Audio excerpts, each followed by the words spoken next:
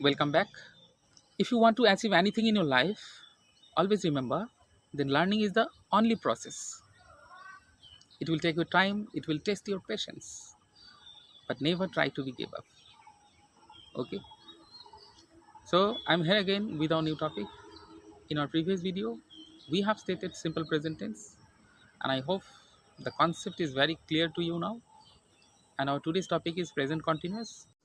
তোমাদের সবাইকে আমাদের স্পোকেন ও ইংলিশ গ্রামার ক্লাসে স্বাগত।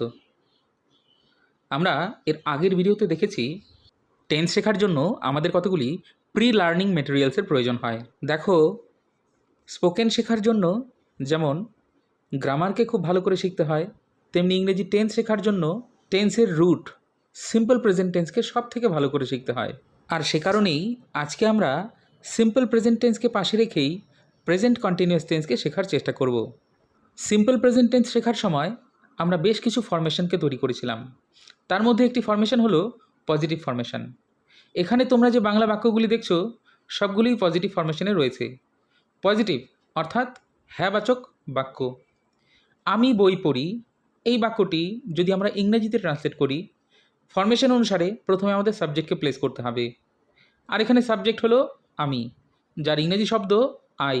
তারপর ফরমেশন অনুসারে আমাদের ভার্বকে ব্যবহার করতে হবে, যা বাংলা বাক্যে পড়ি শব্দটি দ্বারা বোঝায়। আর সবশেষে বই অর্থাৎ অবজেক্ট বসাতে হবে।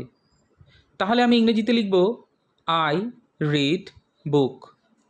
ঠিক একই রকমভাবে তুমি বই পড়ো, ইউ রিড বুক।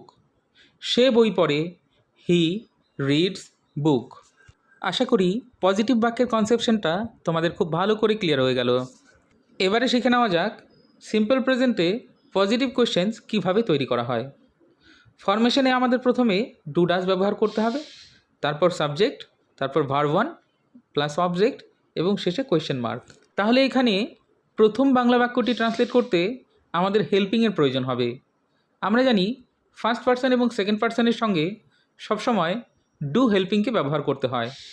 আমি ফার্স্ট পার্সন সিঙ্গুলার নাম্বার, তাই আমরা এখানে ডু হেল্পিংটিকে ব্যবহার করব।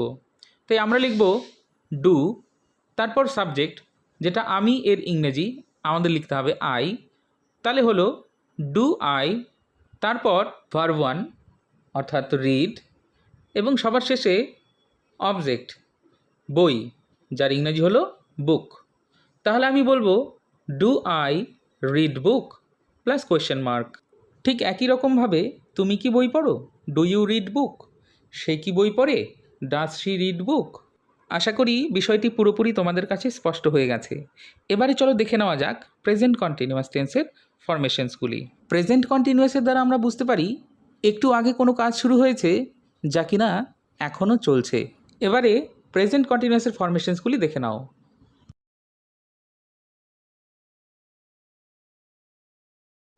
এবারে আসছি সব থেকে গুরুত্বপূর্ণ স্টেপে। বাংলায় প্রেজেন্ট কন্টিনিউয়াস টেন্সকে জানতে হলে আমাদের বাংলা ক্রিয়া দিয়ে পার্সন অনুসারে পরপর বসিয়ে দেখতে হবে।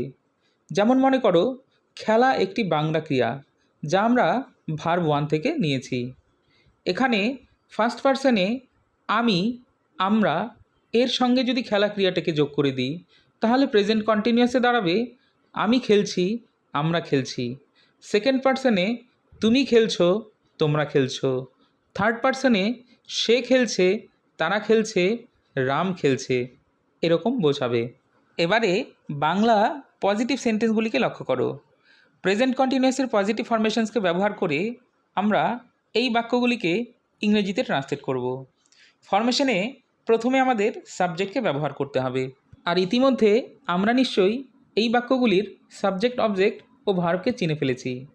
প্রথমে সাবজেক্ট আই, তারপর অ্যাম ইজ আর এর মধ্যে যে কোনো একটি হেল্পিংকে আমাদের চুজ করতে হবে। তো এখানে আই সাবজেক্ট হলে সবসময় আমরা অ্যাম হেল্পিংকে ব্যবহার করব। তাহলে আমি লিখব আই অ্যাম। তারপর খেলা অর্থাৎ ভার্ব ওয়ানের সঙ্গে আইএনজি যোগ করতে হবে। আর আমরা জানি খেলার ইংরেজি হলো প্লে, তার সঙ্গে আইএনজি করলে হবে প্লেয়িং।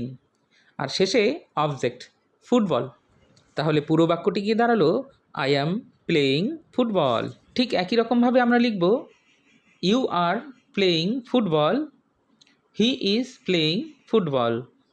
ঠিক একই রকমভাবে নেগেটিভ ফরমেশনসকে ব্যবহার করে নেগেটিভ বাক্যগুলো ট্রান্সলেট করার সময় আমরা বলবো, আমি ফুটবল খেলছি না, I am not playing football. তুমি ফুটবল খেলছো না, you are not playing football. সে ফুটবল খেলছে না, he is not playing football. এবার সিম্পল ও কন্টিনিউয়াস টেন্সের একই রকম বাক্যগুলিকে ইংরেজিতে ট্রান্সলেট করলে কি হবে একবার দেখে নাও।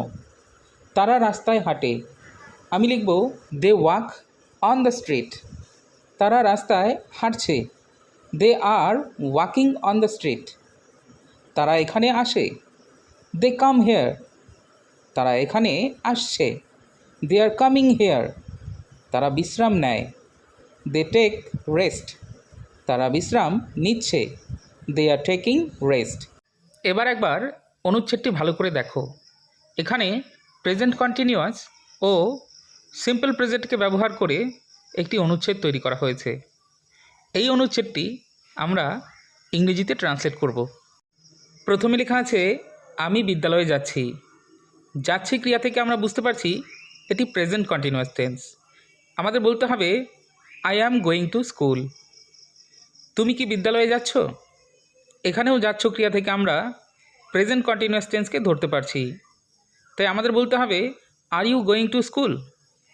সে বিদ্যালয়ে যাচ্ছে না, আবারও present continuous tense, negative formations. আমাদের বলতে হবে হি is not going to school. কিন্তু সে রোজ বিদ্যালয়ে যায়। এবার যায় ক্রিয়া থেকে আমরা বুঝে গেলাম এটা হলো সিম্পল প্রেজেন্ট টেন্স। তাহলে আমাদের বলতে হবে but he goes to school every day. আমি তাকে জিজ্ঞাসা করি, আই আস্ক হিম। সে আমাকে কিছু বলে না, he doesn't tell me anything. সে বিদ্যালয় পছন্দ করে না, হি ডাজন্ট লাইক স্কুল। সে ফুটবল পছন্দ করে, হি লাইকস ফুটবল। আমি তাকে বলি, আই টেল হিম। আমরাও বিদ্যালয়ে ফুটবল খেলি, we also play football at school. আমার বন্ধুরাও সেখানে ফুটবল খেলে, my friends also play football there. সে আমার কথা শোনে, হি লিসেন্স টু মি। সে এখন বিদ্যালয়ে যায়, নাও হি গোজ টু স্কুল। সে এখন বিদ্যালয় পছন্দ করে, নাও হি লাইকস স্কুল। আশা করি তোমরা পুরো ট্রান্সলেশনটা বুঝতে পেরেছো। এখানে প্রথমের দিকে 3টি কন্টিনিউয়াস টেন্সের ফরমেশন ছাড়া বাকি সবগুলোই কিন্তু সিম্পল প্রেজেন্টের ফরমেশনে রয়েছে। এইভাবে তোমরা বাড়িতে ট্রান্সলেট করার চেষ্টা করবে। Hopefully the whole concept is very clear to you now. We will meet on another topic with a new class. Till then, keep practicing. Happy learning. Thank you so much for being with us.